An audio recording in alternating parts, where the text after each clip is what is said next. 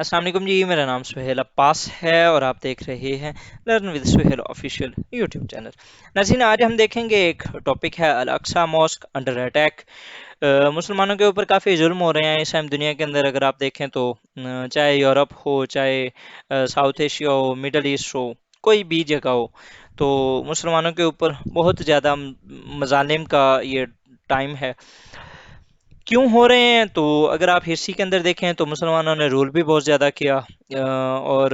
کیونکہ اس ٹائم مسلمانوں کی ایک میراث تھی، اور وہ کیا تھی؟ نالج، علم۔ ہم علم سے دور ہو گئے ہیں، ہماری جو میراث تھی ہم نے اس کو چھوڑ دیا، تو الٹیمیٹلی ہم دنیا کے اندر اس ٹائم ذلیل بھی ہو رہے ہیں۔ تو سب سے بڑی جو میجر ہمارا ایک اس ساری چیزوں میں، چاہے اسلاموفوبیا ہو، چاہے آپ یورپ کے اندر مسلمانوں کو ذلیل ہوتا دیکھیں، چاہے آپ انڈیا کے اندر ہوتا دیکھیں، چاہے آپ اسرائیل کے اندر ادھر فلسطین کے اندر ہوتا دیکھیں، اس کے علاوہ اب دنیا کے اندر کسی بھی خطے کے اندر اگر آپ دیکھیں تو مسلمان جو اس ٹائم انڈر اٹیک ہیں، تو ہماری اپنی کمزوریاں ہیں، ہماری اپنی نااہلیاں ہیں، ہماری اپنی وجوہات ہیں۔ اللہ تعالیٰ قرآن پاک میں فرماتا ہے کہ اے انسان، جو تیرے اوپر کچھ بھی کوئی اگر تیرے ساتھ برا ہوتا ہے تو یہ تیرے اپنے اعمال کی سزا ہے، ٹھیک ہے؟ یہ تیرے اپنے اعمال کا ہی جو نعم البدلہ ہے جو تجھے اس چیز کا دیا گیا ہے۔ تو یہ ہمارے اپنے مسائل ہیں۔ اب آپ دیکھ رہے ہیں کہ ادھر فلسطین کا ایشو تھا، اور ادھر سے ابراہم ایکارڈ ہوتا ہے، اور کچھ جو لیڈرز ہیں مین کے یو اے ای، بحرین، وہ جا کے ان کے ساتھ ڈیلز وغیرہ کرتے ہیں۔ دنیا کے اندر نا، آلریڈی میں نے آپ کو ملٹیپل ٹائمز بتایا بھی ہے، اگر آپ میرے لیکچرز فالو کرتے ہیں تو دنیا کے اندر نہ پرماننٹ فرینڈز ہوتے ہیں، نہ پرماننٹ اینیمیز ہوتے ہیں، اونلی پرماننٹ انٹرسٹ ہوتے ہیں۔ تو اس ٹائم ان کے انٹرسٹ تھے، انہوں نے کر لیا، اور یہ جو اسرائیل کر رہا ہے وہ اسرائیل کے انٹرسٹ ہیں، اور وہ اٹیک کر رہا ہے۔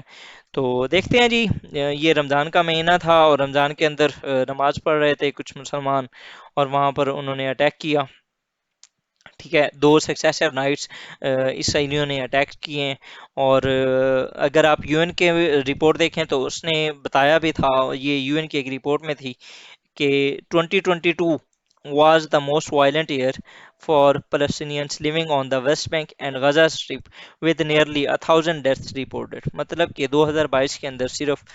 تقریباً 1,000 ڈیتھ جو تھیں وہ رپورٹ کی گئی تھیں، اور 2022 was the most violent year in the history of Israel and Palestine۔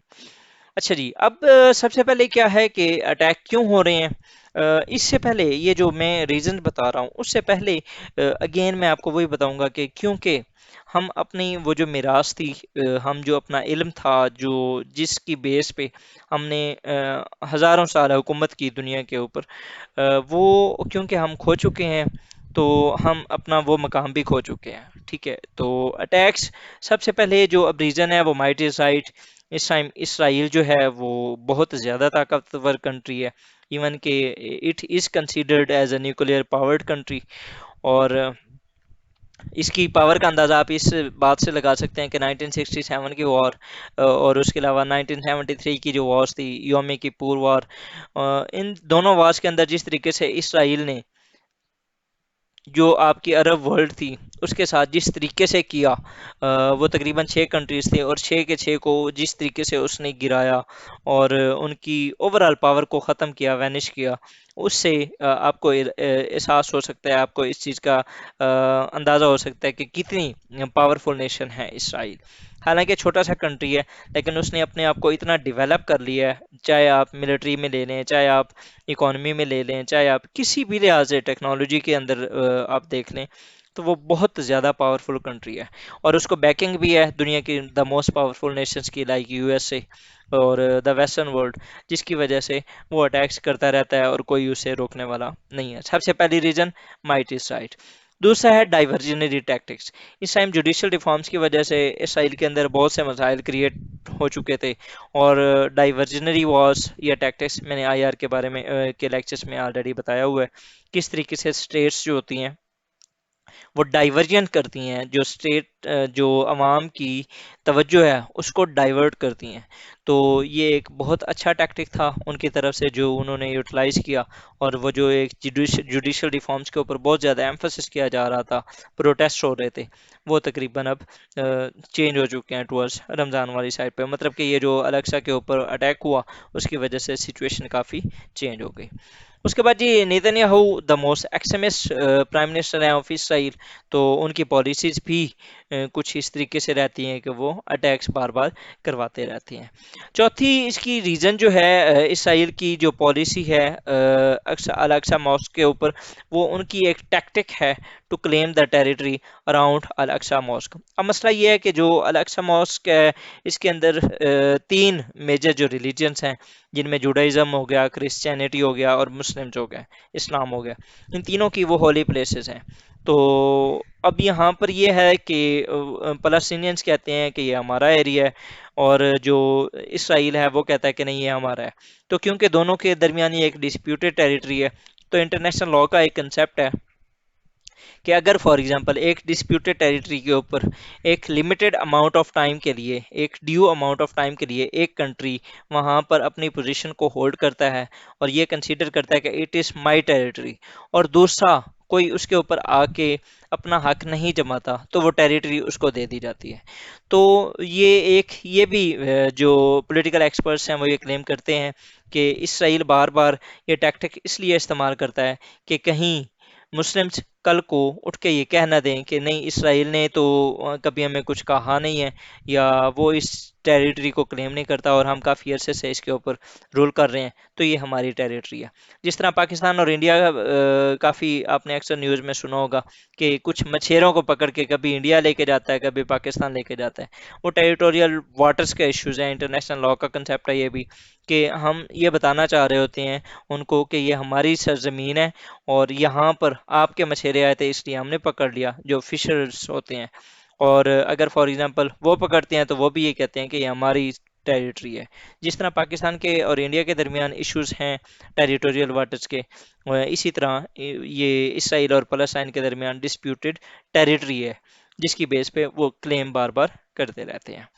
اس کے بعد یہ رسپانس بائی دا ورلڈ، وہی سو کالڈ ان کی جو ہے اسٹیٹمنٹس آئی ہیں یو این کی طرف سے بھی ہے کہ کس طریقے سے ایک مہینہ جو تھا بہت ہولی منتھ تھا، اس کے اندر اس طریقے کی حرکتیں نہیں کرنی چاہیے۔ گٹرس نے کہا، جو یو این سیکرٹری جنرل ہیں۔ سملرلی یو ایس اے نے کہا we remains extremely concerned by continuing violence. Similarly اگر ٹرکی کو کہیں تو وہ کہتا ہے کہ ہم اس چیز کو کنڈیم کرتے ہیں ہمارے فرسٹ قبلے کے اوپر جس طریقے سے کیا جا رہا ہے۔ فردر کینیڈا نے بھی کہا ہے کہ وی آر ایکسٹریملی کنسرن، مطلب کہ وہ جو ایک کنڈمنیشنس ہیں وہ کر رہے ہیں۔ او آئی سی نے بھی ایک